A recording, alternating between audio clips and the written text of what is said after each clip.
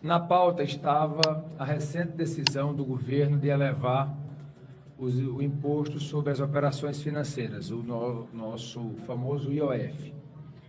E nós levamos aos membros do governo uma preocupação tanto da Câmara como do Senado de que essa medida foi encarada pelos parlamentares, os deputados e deputadas federais, principalmente na casa que eu represento, o senador Davi, me disse que também o sentimento dos senadores e senadoras é igual ao sentimento da Câmara, de muita insatisfação com as medidas do governo que vêm a elevar tributos. E como nós temos compromisso com o país, nós não chegamos e pautamos apenas a matéria de que derrubaria a decisão recente do governo. Nós chamamos para a mesa de negociação, como tem que ser, quem tem compromisso com o país, a pessoa tem que agir dessa forma, para entender as consequências de uma possível derrubada dessa decisão do governo. O ministro fez uma série de exposições lá sobre o que o motivou a tomar essa decisão e nós, ao final, entendemos que o mais prudente para o momento era termos um tempo, já que a semana que vem será uma semana de reuniões aqui com parlamentares que vêm de outros países participar do encontro dos parlamentos dos países que fazem parte do BRICS. Nós não vamos ter as sessões normais na semana que vem, na Câmara apenas na segunda-feira, com pauta que nós acabamos de definir. E esse período de mais ou menos 10 dias foi o período que tanto o presidente da Câmara como o presidente do Senado entenderam ser razoável para que o governo possa trazer uma alternativa a essa decisão de mudar, de elevar, melhor dizendo, o IOF. Da mesma forma que o governo também nos garantiu que pode ou não apresentar uma alternativa, o governo pode também, depois desses 10 dias, decidir que a decisão está mantida do IOF, isso também foi deixado claro pelo ministro da Fazenda. Nós também deixamos claro que a nossa alternativa pode ser sim pautar o PDL, sustentando a decisão do governo. Isso foi dito de maneira muito precisa, muito pontual ao ministro Haddad. Então, a nossa expectativa é que esse diálogo ele possa continuar acontecendo.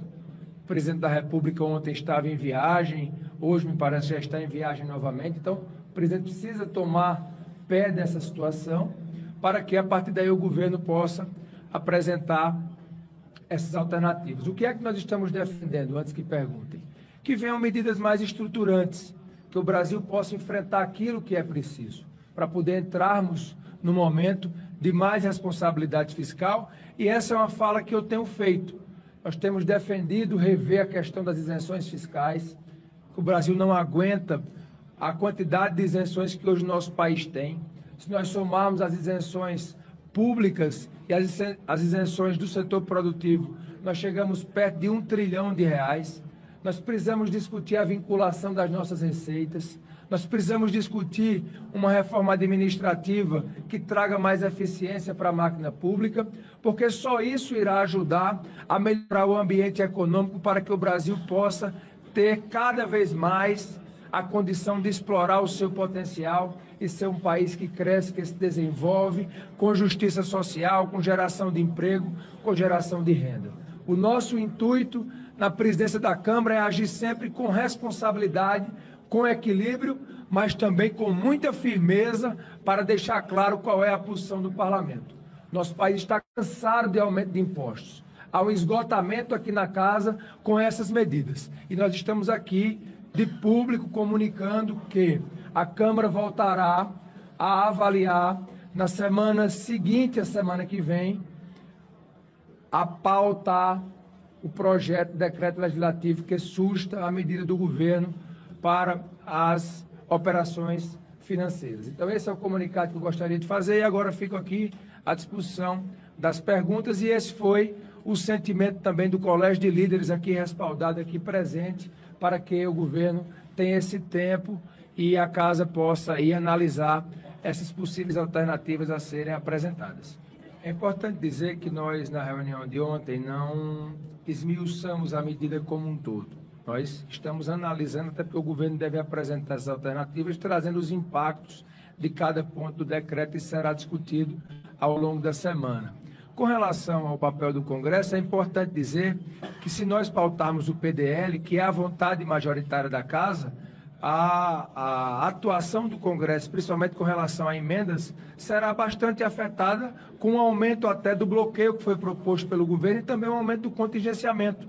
Então, para o Congresso, o mais importante nesse momento é dizer que a sociedade não aguenta mais o aumento de impostos, sabendo que as nossas próprias emendas também entrarão com uma quantidade maior do que o bloqueio e o contingenciamento que está proposto. Então, isso mostra o espírito público que o Congresso tem, que a Câmara dos Deputados tem em discutir essas matérias.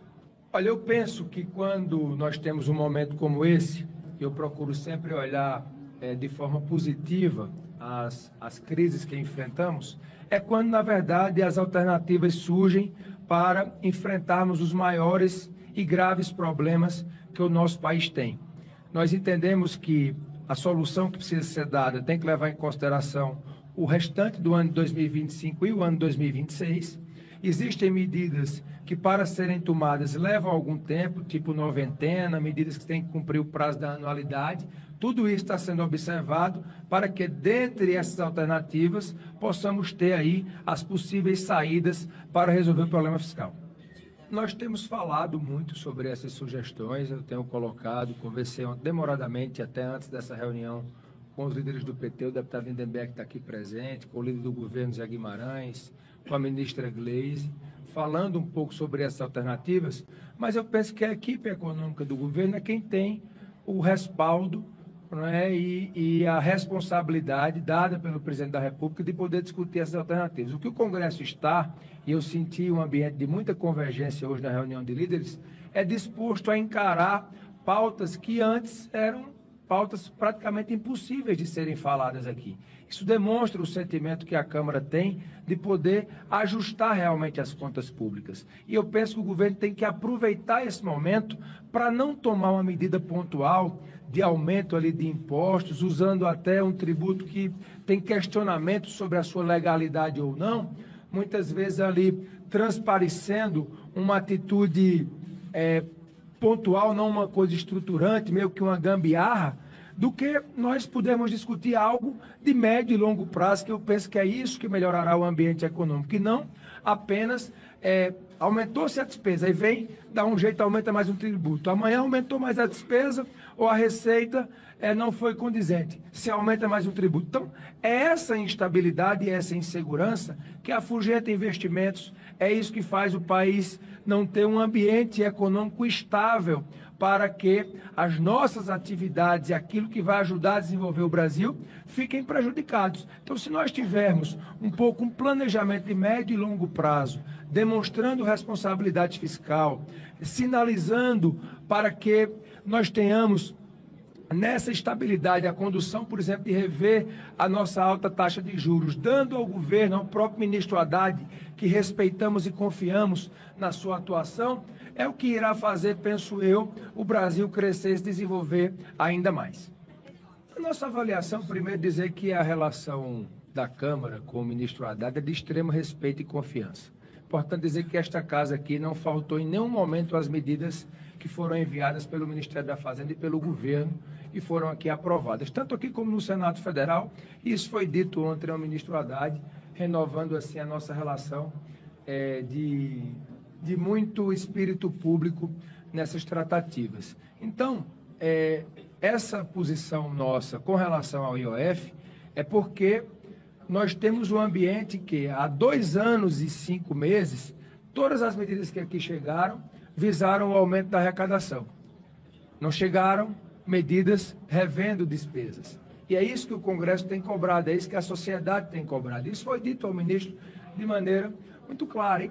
E ao Congresso, à Câmara ou ao Senado tomar esse posicionamento, por exemplo, que venha a ser de derrubada do decreto do governo, o governo terá que buscar alternativas, que podem ser ou tomar outras medidas ou tentar, de certa forma, rever a posição do Congresso, que eu penso ser a posição mais equivocada. Se o governo caminha no sentido de querer resolver aquilo que é decisão parlamentar com o Poder Judiciário, eu penso que piora bastante o ambiente aqui na casa. Tanto é que nós não tomamos a decisão, porque tanto eu como o presidente Davi poderíamos ontem ter pautado o PDL.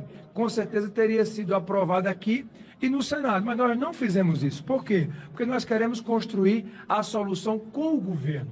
Não há interesse do Poder Legislativo em tocar fogo no país.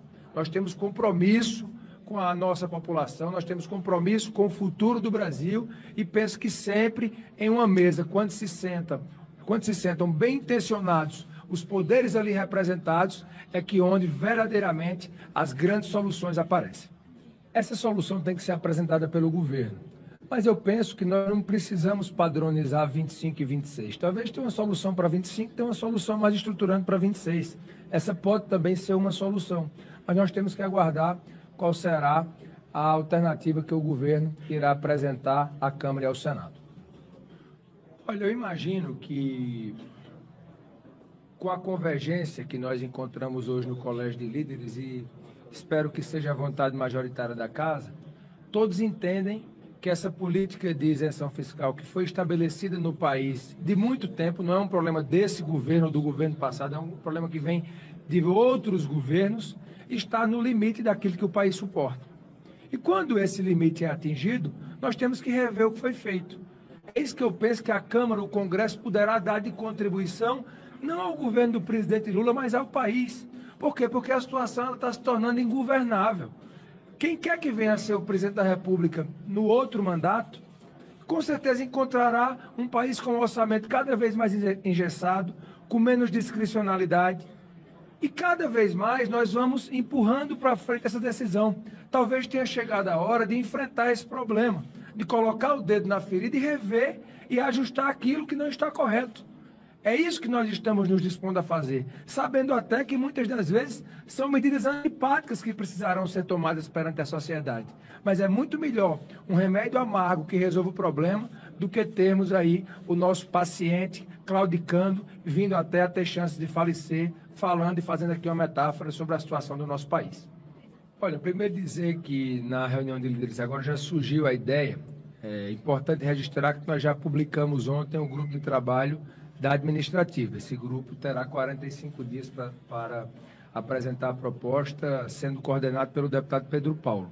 Agora, na reunião de líderes, né, sob sugestão do ex-presidente Arlindo Chinari e do deputado Cláudio Cajado, surgiu ali o pedido para a criação de um grupo de trabalho para rever essa questão das isenções fiscais. Nós vamos voltar a avaliar isso na semana seguinte, dependendo da alternativa que o governo apresente essa situação do IOF. Então, isso demonstra o espírito público do Congresso de enfrentar temas que antes eram proibitivos aqui nessa casa. Por quê? Porque há uma consciência de que o nosso orçamento ele não sobreviverá da forma que está.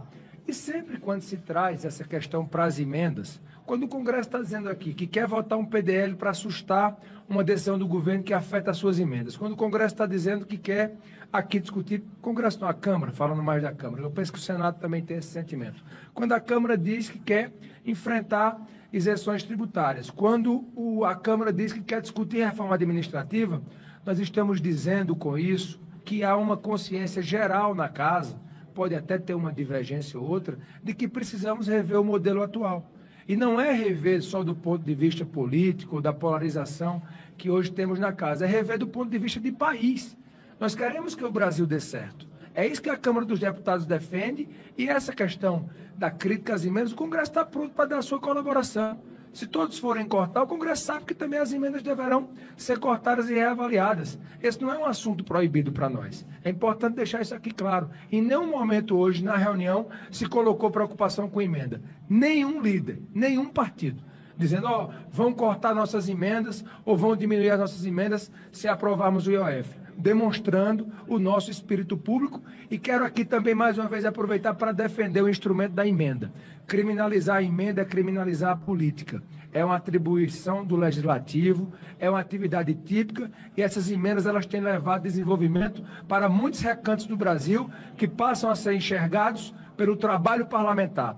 coisa que não aconteceria se ficasse aqui restrita aos gabinetes de Brasília, porque muitas das vezes as necessidades que estão nos rincões do país não conseguem chegar até aqui. Só chegam até aqui por causa da representatividade política. É importante aqui defender o instrumento da emenda parlamentar. Repito, não temos preconceito. Se for para dar contribuição ao país, eu penso que todos os poderes têm que dar. Não é só o poder legislativo, não. O poder executivo e o poder judiciário.